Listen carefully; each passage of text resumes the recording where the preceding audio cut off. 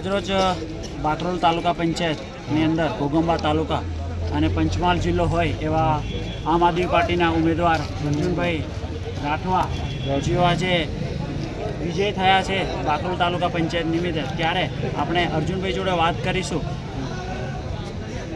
અર્જુનભાઈ, તમે આજે જે તાલુકા પંચાયતની જે ચૂંટણીની અંદર આજે વિજય થયા છે એના વિશે બે શબ્દો જણાવો. બાકરોલ તાલુકા પંચાયત આમ આદમી પાર્ટીના દ્વારા ટિકિટ મને આપી હતી. એમાં બાકરોલ તાલુકા પંચાયતના તમામ ઉમેદવાર મતદાર ભાઈઓએ મને જંગી બહુમતીથી મત આપીને જીતાડ્યા છે. બદલ તમામ બાકરોલના મતદાર ભાઈઓનો દિલથી ખૂબ ખૂબ આભાર. અને આવનારા સમયની અંદર તમે આદિવાસી વિસ્તારની અંદર કઈ વિચારધારા અને કયા વિકાસના કામો કરવાની એક સોચ પકડીને આવ્યા છે? હું મારા આદિવાસી વિસ્તારમાં ચેતર સાહેબની વિચારધારાને લઈને આગળ ચાલવાનો પ્રયાસ કરીશ અને મારાથી જેટલા પણ બને એટલે તમામ મારા મતદાર ભાઈઓનું કામ કરવા માટે હું બંધાયેલો છું. મંજૂર. ખૂબ ખૂબ આભાર મિત્રો. આજે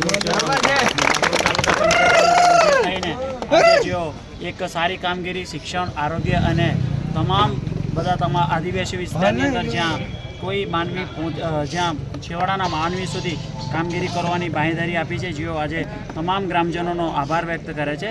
જય હિન્દ, જય ભારત. જય ભારત.